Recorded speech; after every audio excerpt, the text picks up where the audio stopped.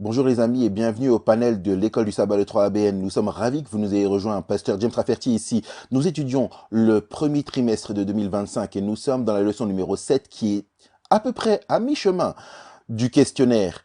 La leçon aujourd'hui, c'est le problème du mal et le thème général de l'école du sabbat de ce trimestre, c'est l'amour et la justice de Dieu. Si vous souhaitez obtenir votre propre exemplaire du questionnaire, vous pouvez faire cela en allant sur www.sabbatschoolpanel.com www.sabbatschoolpanel.com. Ne partez pas, nous revenons tout de suite.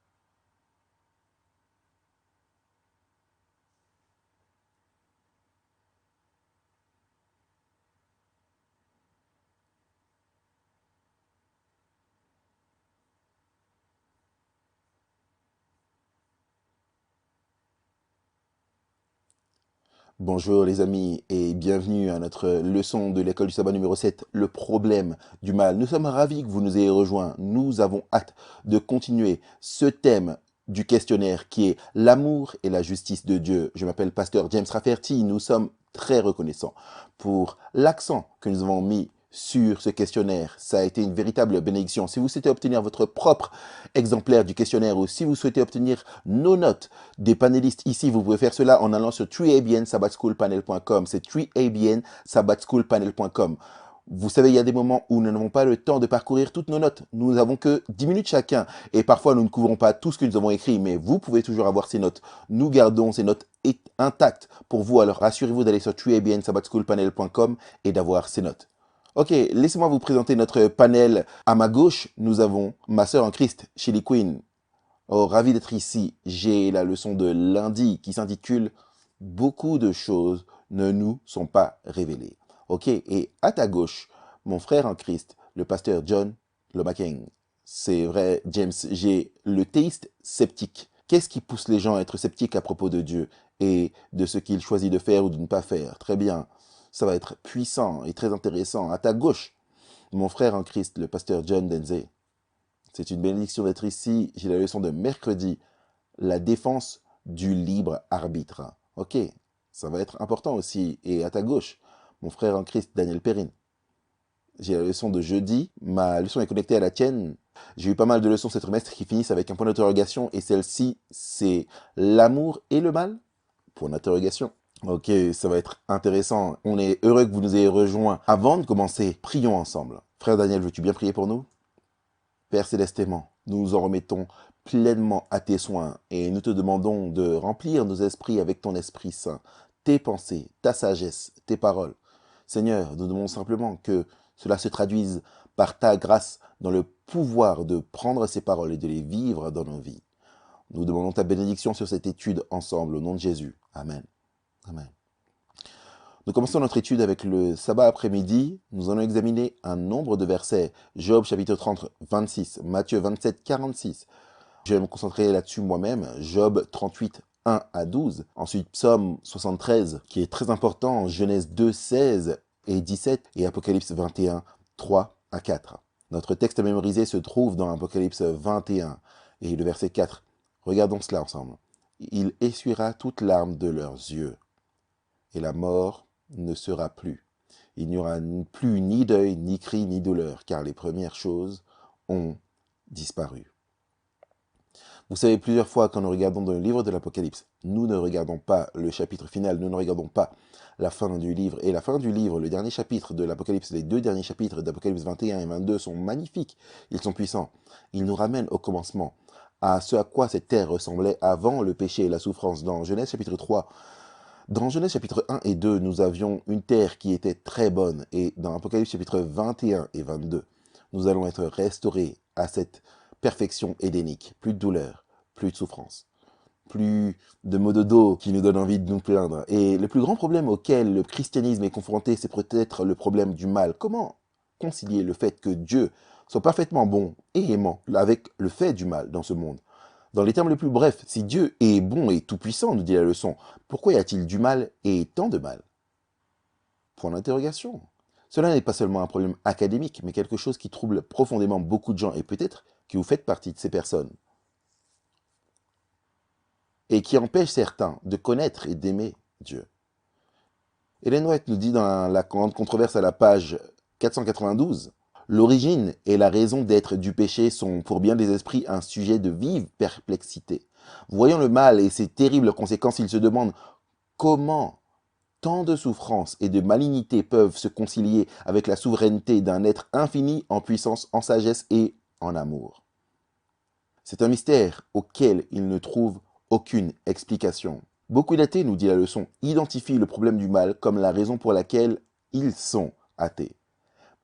Mais comme nous le verrons cette semaine et dans les semaines à venir, le Dieu de la Bible est entièrement bon et nous pouvons lui faire confiance en dépit du mal qui infecte tant notre monde déchu. Passons à la leçon de dimanche. La question ici, c'est jusqu'à quand, Éternel? Le problème du mal est exprimé non seulement dans les textes contemporains, mais aussi dans les Écritures elles-mêmes. On va lire Job 30, verset 26.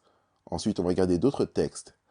Alors qu'on construit ce point, Job 30, verset 26, Job dit « J'attendais le bonheur et le malheur est arrivé. J'espérais la lumière et les ténèbres sont venues. » Vous pouvez voir que Job a la même question, le même problème, ce même dilemme qu'il essaie de résoudre dans son esprit.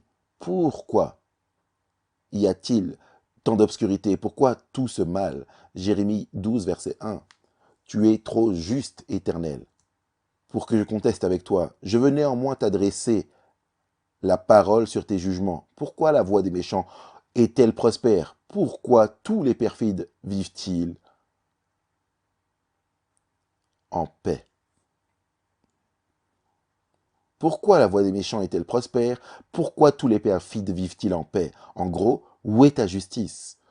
C'est la question de Jérémie dans 12, verset 1. Malachie 12, verset 17. Vous fatiguez l'Éternel par vos paroles et vous dites, en quoi l'avons-nous fatigué? C'est en disant, quiconque fait le mal est bon aux yeux de l'Éternel, et c'est en lui qu'il prend plaisir. Ou bien, où est le Dieu de la justice? Et c'est ce avec quoi nous luttons dans notre monde. Et je dirais aujourd'hui, mais il y a toujours eu une lutte sur ce point. Nous voyons le mal, nous voyons la méchanceté. Nous comprenons, au moins bibliquement, que Dieu est amour et qu'il est souverain et qu'il est tout-puissant. Et nous demandons pourquoi tout ce mal, toute cette méchanceté prévalent. Le psalmiste nous dit également dans le psaume 10, verset 1, « Pourquoi, ô Éternel, te tiens-tu éloigné? Pourquoi te caches-tu au temps de la détresse? Tant de troubles arrivent sur ce monde et Dieu semble être caché. » C'était l'expérience de Job, assurément. Donc ces textes soulèvent de nombreuses questions qui sont toujours avec nous. Et je pense qu'il est vraiment significatif que la Bible n'essaye pas de cacher ou de couvrir ces types de questions. Dans toutes les Écritures, les questions que tant d'êtres humains se posent sont posées. Nous voulons connaître les réponses et Dieu veut que nous puissions poser la question. En fait, c'est lorsque nous posons ces questions que nous pouvons obtenir les réponses. Le problème que nous avons souvent, c'est que nous posons ces questions, puis nous nous éloignons de Dieu. Job n'a jamais fait cela. Job nous aide vraiment à obtenir des réponses à certaines de ces questions. Alors pourquoi semble-t-il que les méchants prospèrent et ceux qui font le mal bénéficient de leur mal? Si ce n'est pas toujours, mais quand même assez souvent, pas vrai? Pourquoi les justes souffrent-ils autant? Où est Dieu quand le mal survient? Pourquoi Dieu semble-t-il parfois être loin de nous, voire caché de nous? Quoi que nous disions sur ces questions et sur le problème du mal, en général, nous ne devrions pas. Nous devons nous assurer de ne pas banaliser le mal. Nous ne devons pas essayer de résoudre le problème en minimisant la gravité du mal dans ce monde. Le mal est très mauvais et Dieu le déteste encore plus que nous ne le détestons. Nous ne pouvons pas banaliser le mal en disant « Ah, tu sais, les choses ne sont pas si mauvaises, c'est pas si grave d'aller si loin, tant que nous ne sommes pas super immoraux, super méchants, nous ne sommes pas si mauvais que cette personne là-bas. » Non, Dieu déteste le mal, point final. Nous ne pouvons pas le banaliser. Ainsi, nous pouvons nous joindre au cri qui retentit dans toute l'Écriture en réponse aux nombreux maux et injustices dans le monde. Jusque à quand, ô Éternel? Jusque à quand, ô Éternel? Je pense que nous avons parlé de cela dans Apocalypse chapitre 6. Et je pense que c'est le verset 9. Combien de temps, Éternel, ne vas-tu pas juger? Dans Matthieu chapitre 27 et verset 46, nous devons chercher à comprendre les paroles de Jésus parce qu'elles nous transmettent quelque chose sur le mal qui a touché Dieu de manière frappante. Matthieu 27, verset 46, il est dit ici, et vers la 9e heure, Jésus, le Fils de Dieu, s'écria d'une voix forte, « Élie, Élie, lama sabachthani », c'est-à-dire, mon Dieu, pourquoi m'as-tu abandonné. Donc le Père abandonne le Fils. On ne peut pas toujours répondre au problème du mal. On ne peut pas toujours donner une explication à pourquoi tant de mauvaises choses arrivent aux bonnes personnes, ou du moins aux gens qui suivent Dieu, parce qu'aucun d'entre nous n'est vraiment bon, aucun d'entre nous ne mérite rien d'autre que la mort, mais ceux qui donnent leur vie à Dieu, pourquoi souffrent-ils? Pourquoi traversent-ils le mal alors qu'ils cherchent à servir Dieu et à lui obéir? Nous ne pouvons pas toujours répondre à cette question, mais voici une réponse qui nous est donnée. Dieu est intervenu dans le problème du mal avec nous. Dieu a expérimenté le problème du mal comme étant l'un d'entre nous, Jésus-Christ, Dieu lui-même. Jésus-Christ est intervenu dans le dilemme humain du mal et de la méchanceté du péché. Il n'a pas péché, il était sans péché, mais il a expérimenté les conséquences du péché, le mal du péché en tant qu'être humain, en tant que nous, et pour nous, à notre place comme notre substitut. Et c'est intéressant parce que lorsque nous pensons à ce que Jésus a traversé, parfois c'est difficile dans nos esprits de comprendre cet abandonnement de Dieu. Mais je me souviens encore quand notre fils était en dernière année de lycée, il était chez nous et nous avons déménagé dans un endroit où il y avait une académie. Avant cela, nous faisions l'école à la maison et donc il était toujours là avec nous. Mais quand il a eu 17, 18 ans, nous avons décidé de l'envoyer dans une académie pour sa dernière année. Et cette académie était à 140 km de chez nous. Et je vais vous dire, c'était les 140, 150 km les plus rapides que nous avons jamais parcourus. Mais c'était difficile pour nous d'être séparés de notre fils pour la première fois, en particulier ma femme. Mais maintenant, nous le connaissons depuis 17, 18 ans et c'était difficile pour nous. Pouvons-nous comprendre ce que c'était pour le père et le fils d'être séparés? Ils étaient ensemble depuis toute l'éternité. Nous ne pouvons même pas comprendre, nous ne pouvons même pas imaginer l'idée de séparation. Quelque chose qu'il n'avait jamais vécu, quelque chose qu'il n'était même pas sûr qu'il saurait ce à quoi ça ressemblerait. Le père se séparant du fils, le cœur du fils brisé. Bien sûr, cette séparation a eu lieu, car, comme le dit 2 Corinthiens 5, 21, Jésus-Christ est devenu péché pour nous, celui qui n'a pas connu le péché, et parce qu'il est devenu péché, le Père s'est séparé parce que Dieu permettait à Christ d'expérimenter ce que le pécheur expérimentera, le pécheur impénitent expérimentera pour goûter à cette expérience de la seconde mort, et c'est ce que Christ a goûté pour vous et pour moi. Donc la plus grande explication dans ma compréhension du péché et de la méchanceté et du mal qui affecte même ceux qui essaient de suivre Dieu, c'est de comprendre que Dieu est intervenu là-dedans pour nous. Il n'est pas à l'écart de nos souffrances, de nos luttes. Il a vécu ce que c'est d'être abandonné de Dieu. Il a vécu les conséquences ultimes du péché et de la souffrance. Et c'est là que nous avons l'espoir. Ce que Christ a fait sur la croix. Il a vaincu la source du mal, il a vaincu Satan. Et en cela, il finira par détruire le mal entièrement. Vous savez, Jésus a cité le psaume 22, verset 1. Et le reste du psaume, bien sûr, révèle le triomphe de Dieu.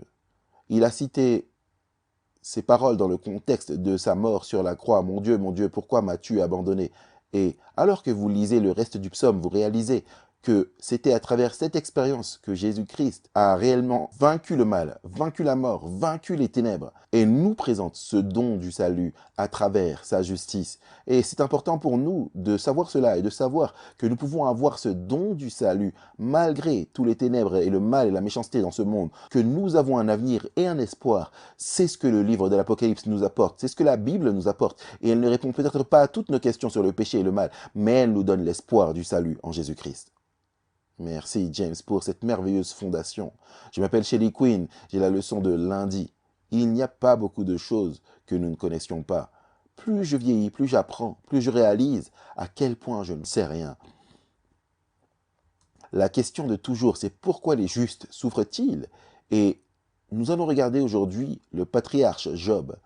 Il a vécu à une époque où il a vécu à l'époque d'Abraham. Job n'était pas un hébreu, mais son livre est inclus dans le genre de la littérature de sagesse, plutôt que dans son ordre chronologique. Job a vécu avant l'établissement d'un sacerdoce formel qui s'est produit après l'Exode, mais il fonctionnait comme prêtre de sa maison. Il comprenait le système sacrificiel substitutif que Dieu avait introduit en Éden. Il savait qu'il représentait le Messie à venir, la rédemption et le salut par grâce. Il offrait régulièrement des holocaustes pour ses enfants au cas où ils auraient péché. Et Dieu a déclaré Job un homme parfait, droit, quelqu'un qui évite le mal et ne fait que le bien. Job n'était pas un homme parfait, mais il a été rendu juste par la foi dans le Messie à venir. Le livre de Job s'ouvre donc avec Satan venant devant Dieu et accusant Job de servir Dieu pour de mauvaises raisons. Satan dit en gros, bien sûr qu'il te sert, regarde la faveur que tu lui donnes. Donc Dieu donne à Satan la permission de tester Job parce que Dieu avait foi en Job. Et Satan a essayé de briser la foi de Job. Il l'a affligé avec une douleur émotionnelle intense. Il a perdu ses enfants, perdu ses richesses. Il a même perdu sa santé physique. Et au début, l'attitude de Job était, eh bien, j'ai accepté tant de bénédictions de la main de Dieu, je devrais également accepter volontiers cette adversité. Mais il a commencé à croire à tort que Dieu était celui qui l'affligeait. Malgré cela, Job a confirmé sa foi. J'aime ça. Job 13, 15. Job dit, même s'il me tue, je lui ferai confiance. Même lorsqu'il pensait que Dieu faisait cela, Job comptait sur la rédemption et la résurrection à la fin des temps. Les patriarches étaient au courant de cela. Regardez cela dans Job 19, 25 et 26.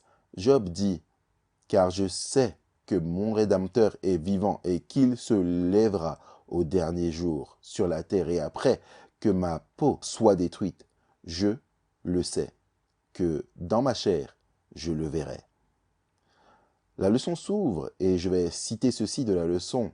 La fin de l'histoire viendra avec le triomphe de l'amour sur le mal, mais en attendant, de nombreuses questions troublantes demeurent. Comment pouvons-nous penser et parler du problème du mal d'une manière utile? Fin de citation. Donc, voici la scène. Les amis de Job viennent le voir, 3 amis. Ils font ce qui est juste. Ils s'assoient avec sympathie, avec lui en silence. Les 7 premiers jours, oh, c'était merveilleux, il avait besoin de cela. Mais, après 7 jours, ils ont commencé à accuser Job, à discuter avec lui. Ils s'en tenaient à la coutume du jour où, si Dieu te punit, c'est parce que tu es coupable. Et c'est ce qu'ils pensaient. Donc, les réponses de Job embrouillent encore plus les choses et ils expriment de nombreuses questions sur les raisons de pourquoi y a-t-il tant de mal et de souffrance qui lui étaient arrivées. Job, à plusieurs reprises, demande une audience avec Dieu. C'était comme, il dit, « Montre-toi, Dieu, laisse-moi te montrer mon innocence. » La compréhension de ces 4 hommes, y compris Job, était tellement petite concernant ce qui se passait dans les coulisses célestes. Et finalement, Dieu se montre pour répondre à Job. Et nous voyons cela dans 4 chapitres, 38, 39, 40 et 41. Intéressant, dans les 2 premiers chapitres de Job, Dieu est identifié par son nom d'alliance, Yahweh. Maintenant, dans les chapitres 3 à 37 de Job, Dieu est identifié seulement comme El Shaddai, le Tout-Puissant. Cela indique que Job et ses amis voyaient Dieu comme distant. Avant que Dieu ne justifie Job, il a dû l'amener à une meilleure compréhension de qui il était en tant que Dieu de l'alliance, qui garde l'alliance. Alors, il questionne Job. Il remet en question son incompréhension. Regardons Job 38. Nous allons regarder les versets 1 à 2. Job 38. Et l'Éternel répondit à Job du milieu de la tempête et dit, « Qui est celui qui obscurcit mes desseins par des discours sans intelligence? Je me souviens avoir prié une fois pour une femme, pour qu'elle soit guérie de son cancer du poumon. Et tout d'un coup, dans mon esprit, c'est ce que j'ai entendu. Qui est celui qui assombrit mes conseils? Parce que je priais des textes de guérison sur elle et j'ai arrêté de prier. Et le Seigneur a dit, demande-lui si elle fume. Elle ne sentait pas la fumée, mais elle a avoué, avant de venir à ma réunion, elle se lavait les cheveux, elle avait fumé 2 paquets de cigarettes par jour, et pourtant, elle voulait que je prie des promesses de guérison de Dieu sur elle. Mais avançons. C'est intéressant. Qui est celui qui obscurcit mes desseins par des discours sans intelligence? La version contemporaine anglaise traduit cela en disant « Pourquoi parles-tu autant quand tu sais si peu ?» J'aime ça. Et Dieu dit maintenant « Prépare-toi comme un homme, je t'interrogerai et tu me répondras. » Où étais-tu quand je fondais la terre? Dis-le si tu as de l'intelligence. Qui en a fixé les dimensions? Le sais-tu? Ou qui a étendu sur elle le cordeau? Sur quoi ces bases sont-elles appuyées? Ou qui en a posé la pierre angulaire? Alors que les étoiles du matin éclataient en chant d'allégresse et que tous les fils de Dieu poussaient des cris de joie. Qui a fermé la mer avec des portes quand elle s'élança du sein maternel? Quand je fis de la nuée son vêtement et de l'obscurité ses langes. Quand je lui imposais ma loi et que je lui mis des barrières et des portes, quand je dis tu viendras jusqu'ici, tu n'iras pas au-delà. Ici s'arrêtera l'orgueil de tes flots. Depuis que tu existes, as-tu commandé au matin? As-tu montré sa place à l'aurore? Yahweh demanda à Job. Penses-tu, Job, que tu es aussi éternel, grand, sage et puissant que moi? Il éveille la compréhension de Job sur le peu de compréhension qu'il a. Vous savez ce qui est intéressant pour moi? Dieu n'a pas offert à Job l'explication de sa souffrance. C'est plutôt intéressant. Il ne lui a pas dit que c'était le grand conflit cosmique qui se déroulait entre Satan et Dieu. Il s'est simplement révélé comme un créateur puissant. Regardez Job 42, verset 3.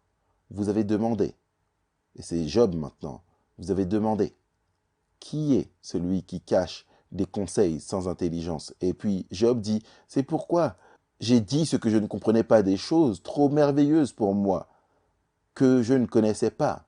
Vous voyez, Job reconnaît, et nous aussi nous devons reconnaître, combien de choses nous ne savons pas. Il s'est rendu compte à quel point il avait été présomptueux, sachant qu'il ferait mieux de se taire et de faire confiance à Dieu. Laissez-moi vous donner cette citation. Comme Job, tout comme Job, nous devons aussi humblement reconnaître qu'il se passe beaucoup de choses dans le monde et dans les coulisses dont nous ne savons rien.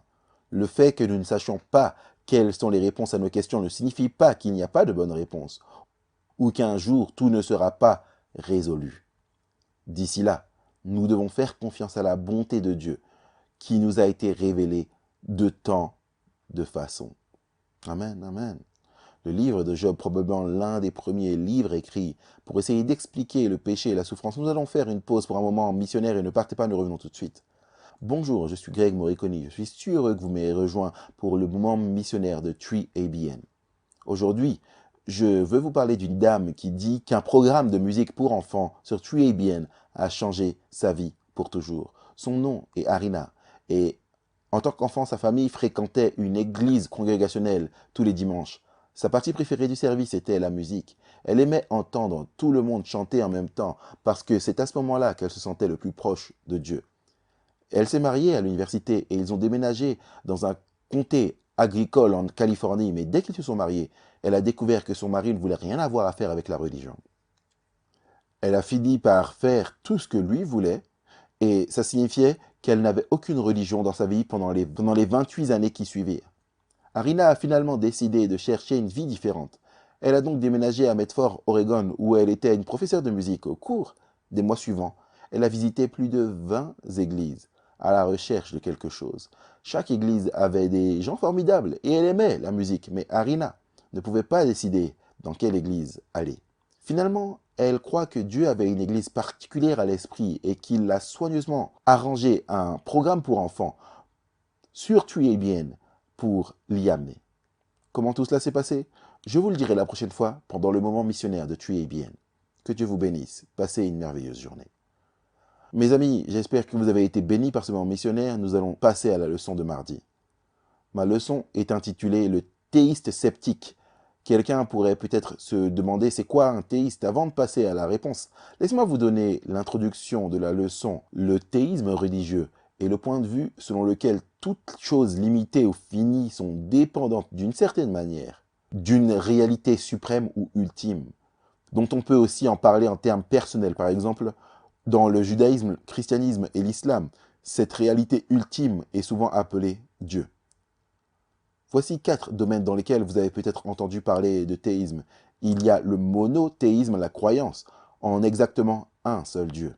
Alors, il y a également le polythéisme.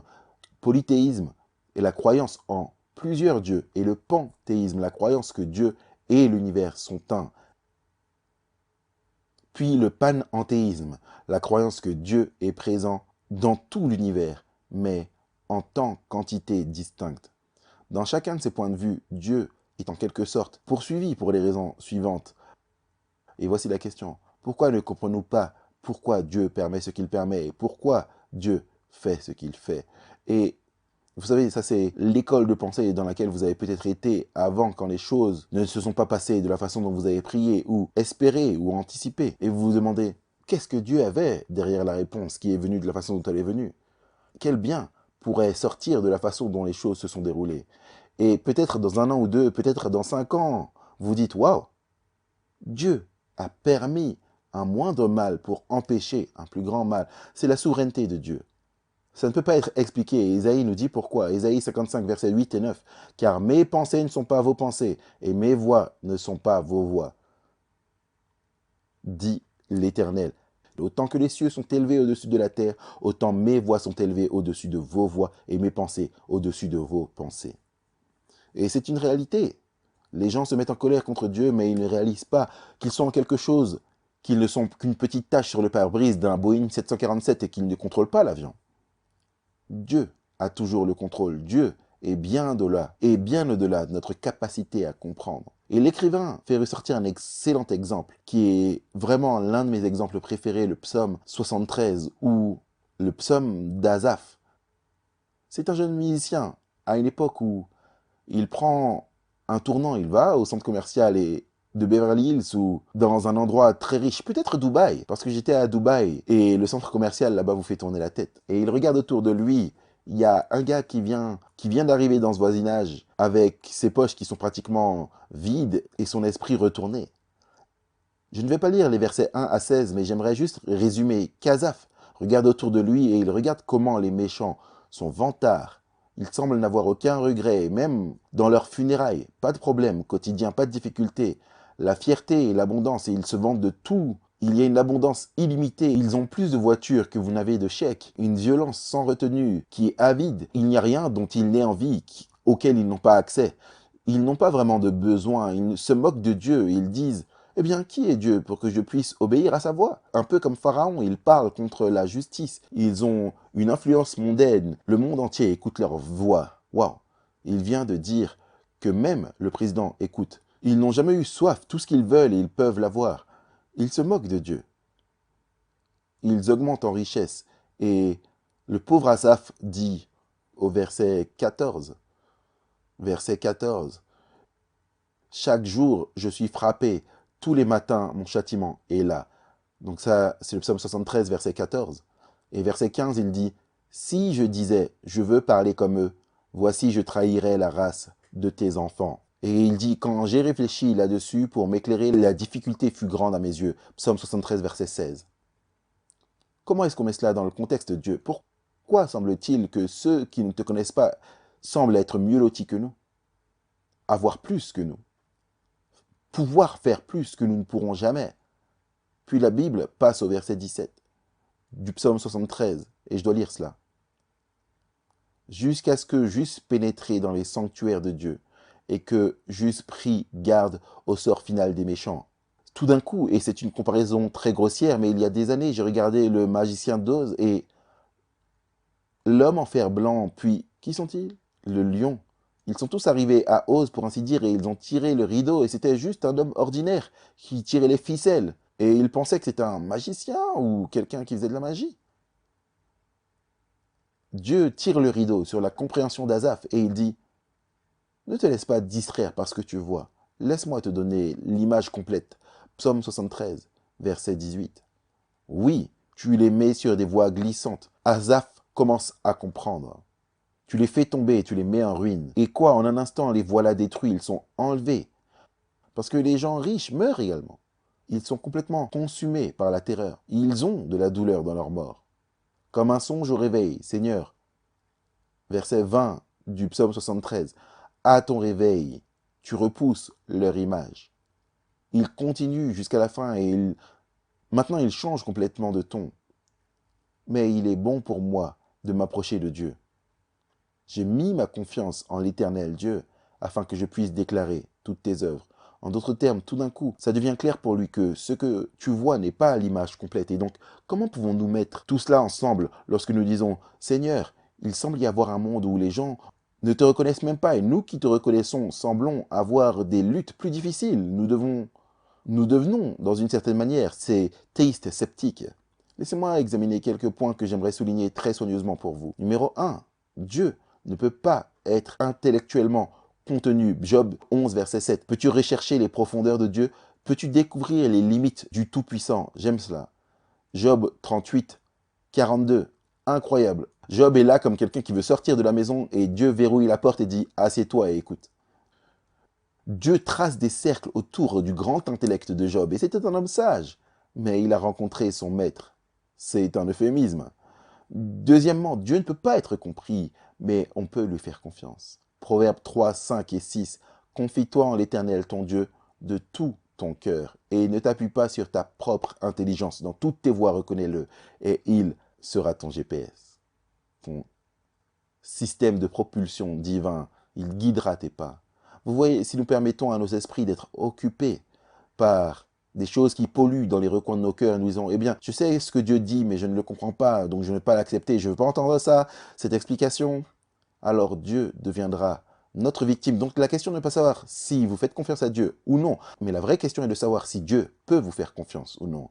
J'ai souvent dit aux gens qui disaient bien, vous savez, je n'ai jamais eu d'épreuve, et je crois qu'une des raisons, c'est parce que Dieu ne peut pas faire confiance à certains chrétiens dans l'épreuve, parce qu'ils blâmeront Dieu. Ils se retourneront contre lui, ils diront, comme Pierre l'a fait, je mourrai pour toi. Non, ce n'est pas vrai. Tu me renieras 3 fois avant que le coq n'ait chanté. Et puis Pierre dit, et plus tard Pierre dira, je ne sais pas de qui vous parlez, je ne suis pas avec lui, je ne le connais pas. Beaucoup de gens qui ne connaissent pas Dieu sont exposés en temps de crise. C'est pourquoi il est important d'apprendre à connaître Dieu et ne permettez pas à Dieu ou n'exigez pas que Dieu remplisse tous les espaces vides de votre vie. Laissez-le plutôt remplir votre cœur et les espaces vides ne seront plus un facteur. L'autre chose, c'est que si Dieu ne le révèle pas, n'allez pas le chercher ni l'exiger. Deutéronome 29, 29.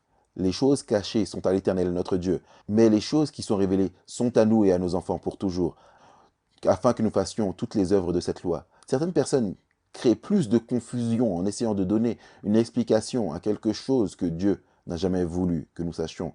Si Dieu ne l'a pas révélé dans sa parole, ne spéculez pas. Vous ne faites que blesser le caractère de Dieu. L'autre chose, c'est ne vous précipitez pas au-delà du timing de Dieu. 1 Corinthiens 4, 5, ne jugez donc de rien avant le temps, jusqu'à ce que le Seigneur ne vienne. Trop de gens se précipitent au-delà du timing de Dieu. J'aimerais que les gens attendent plus. Vous savez, lorsque la Bible dit « Attendez-vous au Seigneur », non seulement il renouvellera votre force, mais les choses qui ne s'éclaircissent pas deviendront abondamment claires. Comme le coureur qui abandonne juste avant la ligne d'arrivée. Voilà pourquoi j'aime John Aquari, John Stevens Aquari, un homme qui est arrivé dernier aux Jeux Olympiques espagnols. Il est arrivé en bon dernier, même après s'être écorché le genou. Il est arrivé 1 h 30 plus tard, le dernier homme de la course. Et quelqu'un a dit, mais pourquoi est-ce que tu as continué à courir? Tu savais que tu ne pouvais pas gagner. Et il a dit cela. Mon pays ne m'a pas envoyé ici aux Jeux Olympiques pour faire la course, mais ils m'ont envoyé pour finir la course.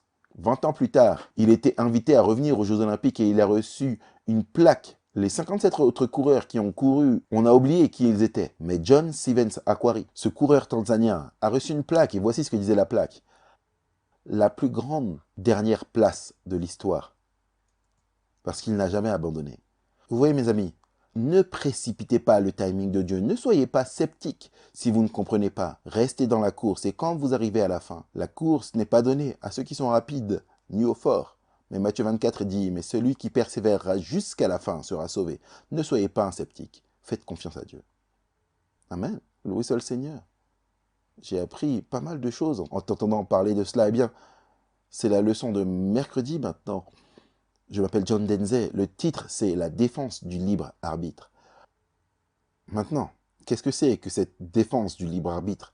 La défense du libre arbitre, c'est le point de vue selon lequel le mal est le résultat de l'utilisation abusive du libre arbitre des créatures. Dieu, donc, n'est pas à blâmer pour le mal, parce que le mal est le résultat des créatures qui abusent du libre arbitre que Dieu nous a donné pour de bonnes raisons. Ainsi, avez-vous le libre arbitre? Oui, c'est l'un des plus grands dons que Dieu ait donné aux êtres humains, à la race humaine. Choisir. Vous pouvez choisir de manger une poire, ou vous pouvez choisir de manger une pêche. Vous pouvez choisir de manger des myrtilles ou des fraises.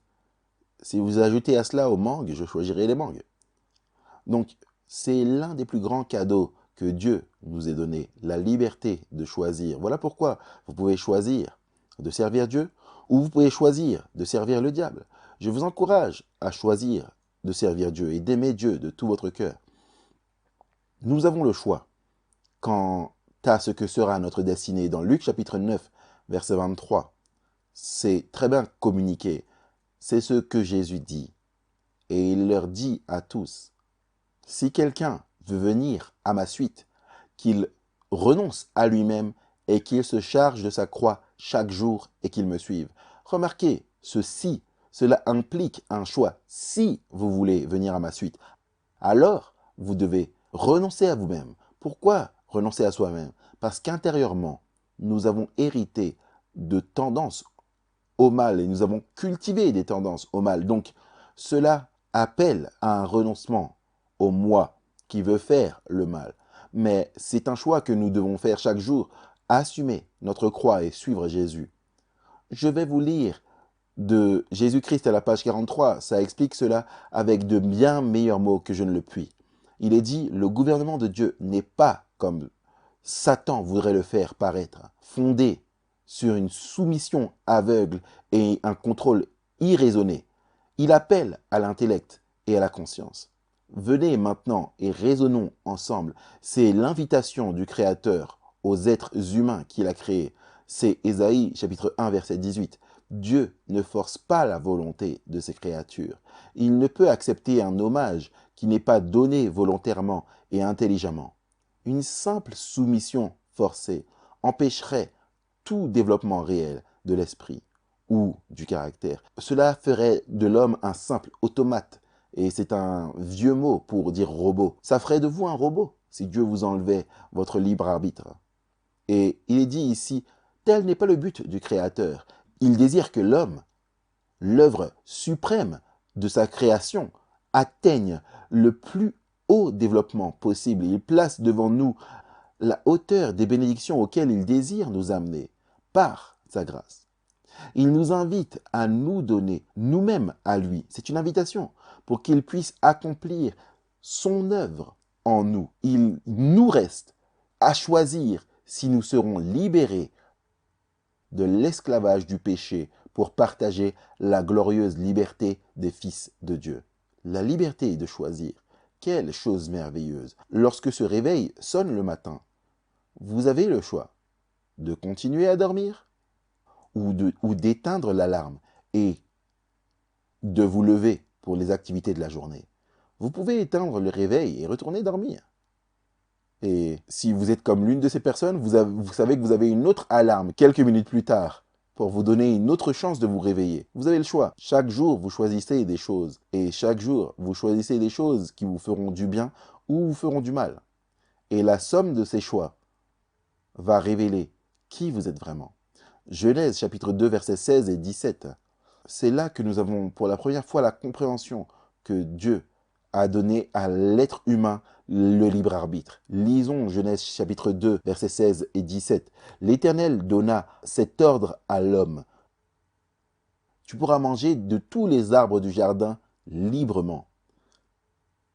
Tu as le choix de manger tous les fruits que tu aimes. Mais tu ne mangeras pas de l'arbre de la connaissance du bien et du mal, car le jour où tu en mangeras, tu mourras. Les choix étaient obéir à Dieu et profiter de tous les arbres du jardin. Et en ce moment, il y a plus de 100 000 types de fruits. Je ne les ai pas tous goûtés. Un jour, Dieu voulant, et j'en suis sûr qu'à l'époque, Dieu avait plus de fruits. Et avec l'entrée du péché, certains de ces fruits ne sont plus disponibles pour nous. Mais il y avait des fruits, à cette époque, j'imagine, des fruits merveilleux. C'est donc très clair, dès le début du livre de la Genèse, que Dieu nous a donné la liberté de choisir le libre arbitre. Et c'est pourquoi nous devrions nous réjouir et remercier Dieu pour cela. Nous ne sommes pas des robots. Nous ne sommes pas des robots. Dieu dit, tu ne tueras point. Oh non, je ne peux pas tuer parce que je suis un robot. Non, non, vous n'êtes pas un robot. Vous pouvez choisir de vivre librement et de laisser vivre librement les autres, de faire leur propre choix. Je vous lis maintenant à partir de la leçon. Il est dit, pourquoi leur donner un commandement s'ils n'avaient pas déjà le libre arbitre? Adam et Ève avaient mangé le fruit défendu et depuis lors, notre planète est remplie du mal. Dans Genèse 4, le chapitre juste après le récit de la chute, les terribles conséquences du péché se voient dans le meurtre d'Abel par son frère. Le récit de la chute montre comment l'utilisation abusive du libre arbitre d'Adam et Ève a introduit le péché et le mal dans l'histoire de notre planète. Et donc, voilà pourquoi nous avons ce monde dans son état actuel. Notre représentant, Adam, a choisi de pécher.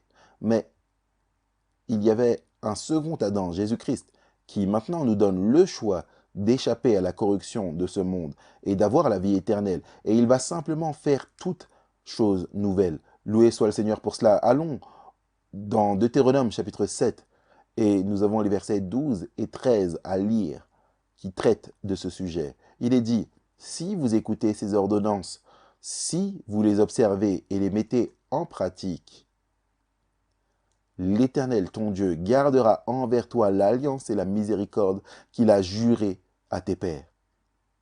Il t'aimera, il te bénira et te multipliera.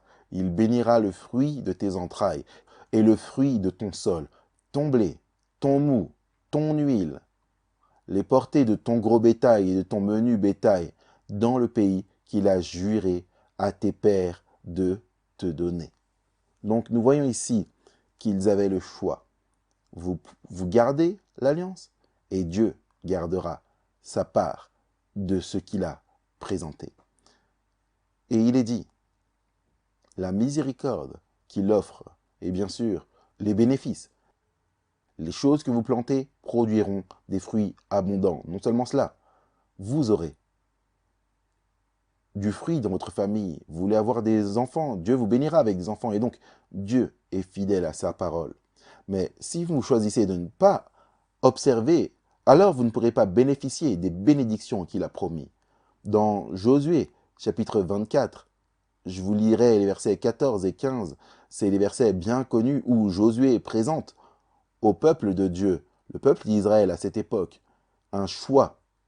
Et il dit au verset 14, « Craignez l'Éternel, servez-le avec intégrité et fidélité. Faites disparaître les dieux qu'ont servi vos pères de l'autre côté du fleuve et en Égypte, et servez l'Éternel. » Remarquez, ils servaient ces faux dieux de l'autre côté du fleuve et en Égypte. Mais on leur a donné le choix. Rejetez ces dieux et craignez l'Éternel, servez-le avec sincérité. Maintenant, verset 15. Et si vous ne trouvez pas bon de servir l'Éternel, si vous pensez que cela va vous faire du mal, si vous pensez que vous ne tirerez aucun bénéfice de servir l'Éternel, il dit, choisissez aujourd'hui qui vous voulez servir, ou les dieux que servaient vos pères au-delà du fleuve, ou les dieux des Amoréens, dans le pays desquels vous habitez. Mais remarquez, Josué, il savait ce qui était bon. Et il dit, mais moi et ma maison, nous servirons l'Éternel. Alors, que choisirez-vous? Il y a un grand avantage à servir l'Éternel, mais Dieu ne veut pas que vous le serviez à cause des avantages. Il vous demande d'apprendre à l'aimer. Choisissez de l'aimer. Et alors que vous l'aimez, vous aimerez obéir à ses commandements. Et alors vous en bénéficierez et ceux qui vous entourent en bénéficieront également. Amen.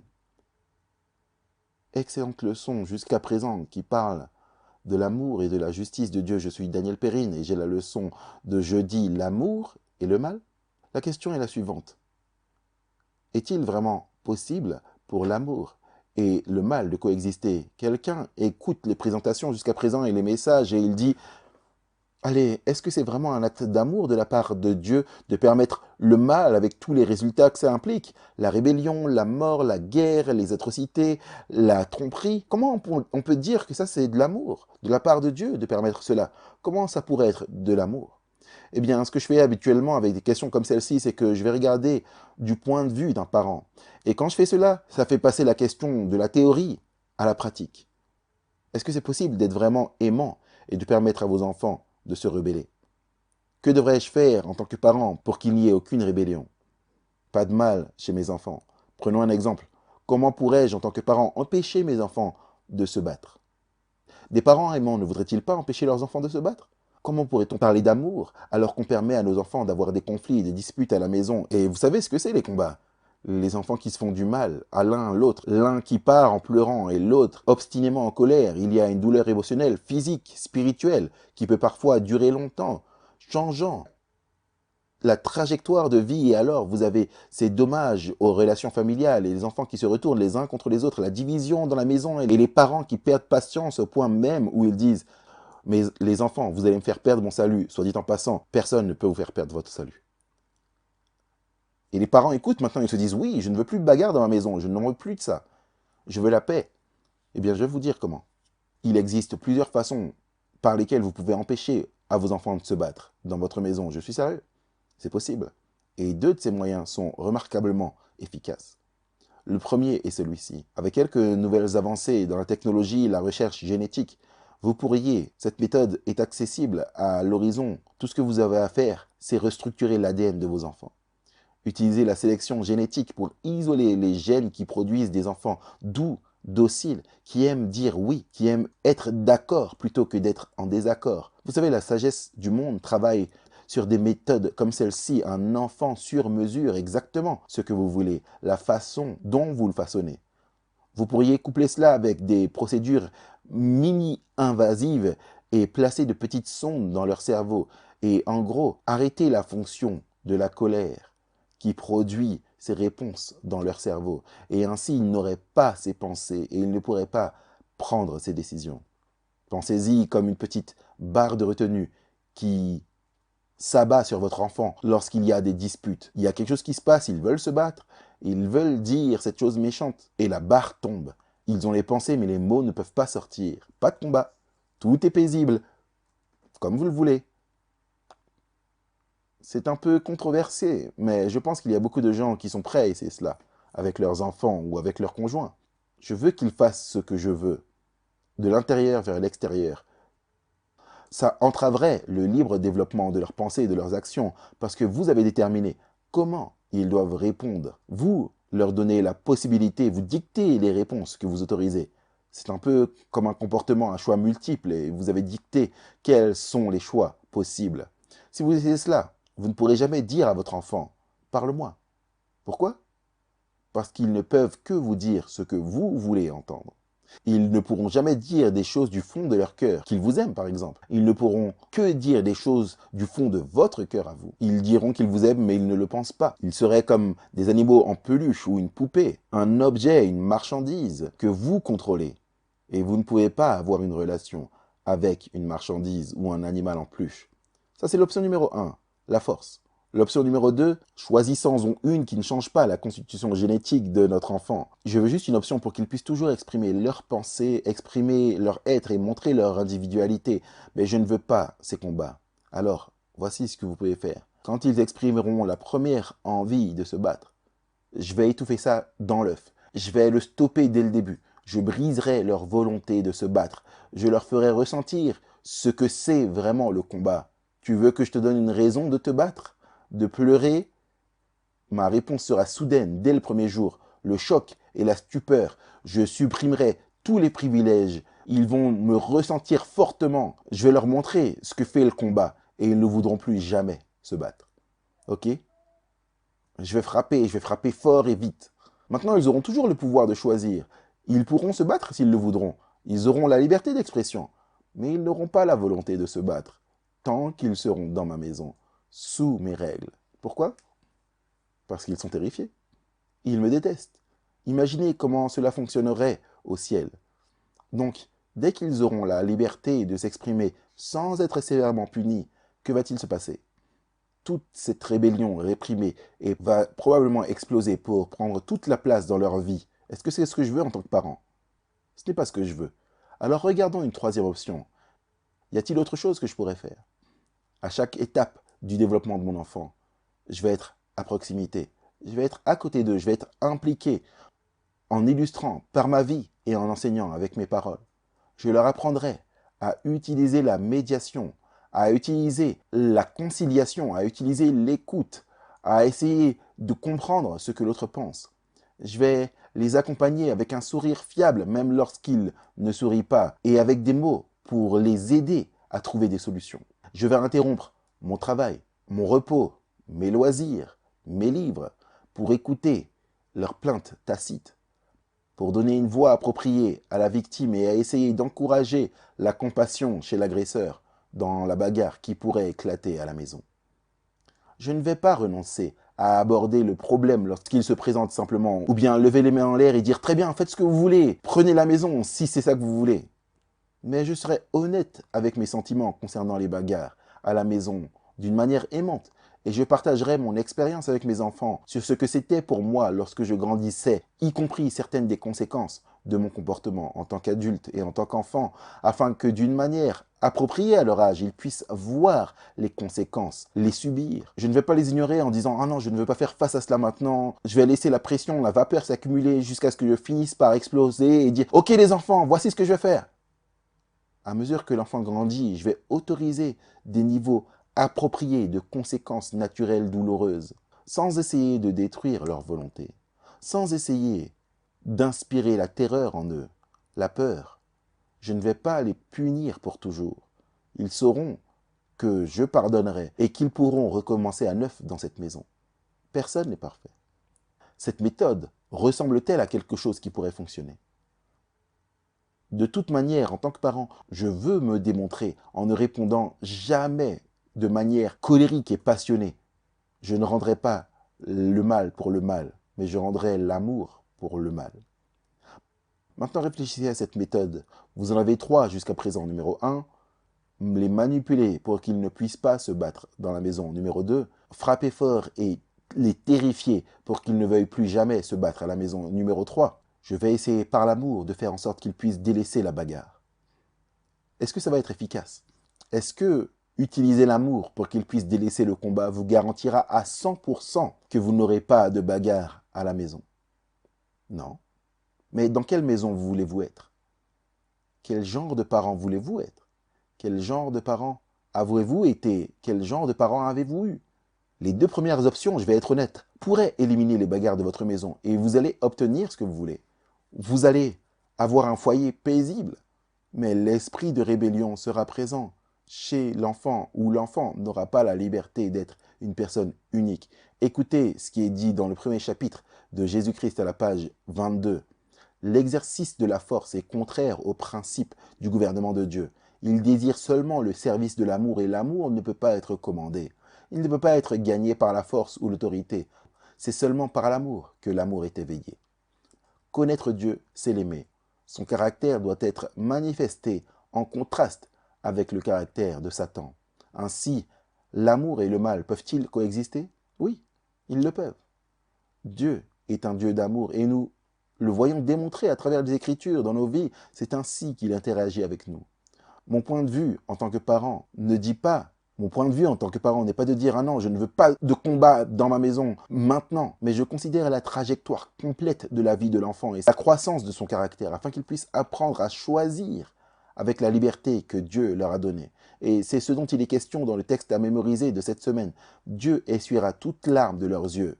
Au final, les choses anciennes seront passées. Dieu dit, je suis prêt à permettre la souffrance ici et maintenant et les ennuis ici et maintenant parce que la seule façon dont je peux vous donner la liberté de faire l'expérience de mon amour, c'est de faire en sorte que cet amour change votre vie. Et Dieu fait cela pour nous. Romains 8, 18 dit ceci. Je considère que les souffrances du temps présent ne sont pas dignes d'être comparées à la gloire qui sera révélée pour nous. C'est ce que Dieu est en train de faire. Il regarde vers l'avenir où toute souffrance aura disparu. Amen. Amen. Merci Daniel, merci John. John et Shelly, nous avons quelques instants pour quelques réflexions de clôture. Commençons par toi Shelly. Juste une pensée rapide, les voix de Dieu sont plus élevées que nos voix. Il est le Dieu qui connaît la fin depuis le début. Nous sommes là, il y a tant de choses que nous ne savons pas. Alors suivez les conseils de Proverbes 3, 5 et 6. Faites confiance à l'Éternel de tout votre cœur. Ne vous appuyez pas sur votre propre intelligence. Regardez à lui, il vous guidera. Oui, et dans l'esprit du théiste sceptique, il y a des choses que Dieu veut vous dire, mais vous n'êtes pas prêt à les recevoir. Il dit cela à ses disciples, Jean 16, 12. J'ai encore beaucoup de choses à vous dire, mais vous ne pouvez pas les supporter maintenant. Donc s'il y a des choses que vous ne comprenez pas, ne dites pas que Dieu vous les a cachées. Dieu sait quand est-ce que le moment sera venu de vous faire la révélation des choses cachées. Il sait quand votre cœur sera prêt à recevoir les choses que vous n'êtes pas prêt à recevoir en ce moment. Mais ne blâmez pas Dieu d'être injuste ou d'être un Dieu qui ne se soucie pas. Il sait quand le moment sera venu. Attendez-vous au Seigneur. Amen, amen. L'un des plus grands dons que Dieu nous ait donné, c'est le libre arbitre, la liberté de choisir. Vous pouvez choisir de croire et d'avoir la vie éternelle, ou vous pouvez choisir de ne pas croire, et malheureusement, l'autre résultat sera que vous périrez. Je vous encourage à croire et à avoir la vie éternelle par Jésus-Christ. Amen. Dieu aurait pu chasser le péché de moi, il pourrait le forcer hors de vous, mais au lieu de cela, il dit que mon fils porte le péché à votre place et ensuite marchez avec lui. Et c'est l'amour de Jésus qui change nos cœurs et c'est ce que je veux dans ma vie. Amen, amen. Vous savez, Jésus-Christ est intervenu dans notre situation. Il sait ce que c'est d'être abandonné de Dieu. Il sait ce que c'est lorsqu'on est entouré des ténèbres, du mal. Mais Jésus n'a jamais succombé à ses sentiments. Dans Luc 23, verset 46, quand il était sur le point de mourir, Jésus a crié d'une voix forte, « Père, entre tes mains, je remets mon esprit. » Et c'est exactement ce que Dieu nous appelle à faire. Nous n'avons peut-être pas l'impression que les choses vont bien dans ce monde, dans nos vies. Nous nous sentons peut-être submergés par la méchanceté et les ténèbres. Mais Dieu nous appelle, par la foi en sa parole, à remettre nos vies entre ses mains et à lui faire confiance. Nous allons continuer notre étude la semaine prochaine avec le libre arbitre, l'amour et la providence divine. Nous vous invitons à nous rejoindre. Pour cela, finissons simplement avec la prière. Père Céleste, nous voulons juste te remercier à nouveau pour nous avoir rappelé qu'il y a tellement de choses que nous ne savons pas. Nous avons au mieux une connaissance au niveau des chevilles. Et il y a tellement de choses pour nous que nous devons apprendre. Le livre de Job nous le dit très clairement et nous avons vu, point par point, dans ta parole, comment tu domines et tu es au-dessus de toutes choses. Et tu ne veux pas forcer notre volonté, tu ne veux pas forcer nos esprits, nos cœurs. Tu veux que nous entrions dans une relation avec toi. Tu veux que nous puissions te comprendre comme notre Père et notre Dieu, celui qui se soucie vraiment de nous. Père, aide-nous à prendre cette décision d'entrer dans une relation avec toi et de te faire confiance. Nous le demandons au nom de Jésus. Amen.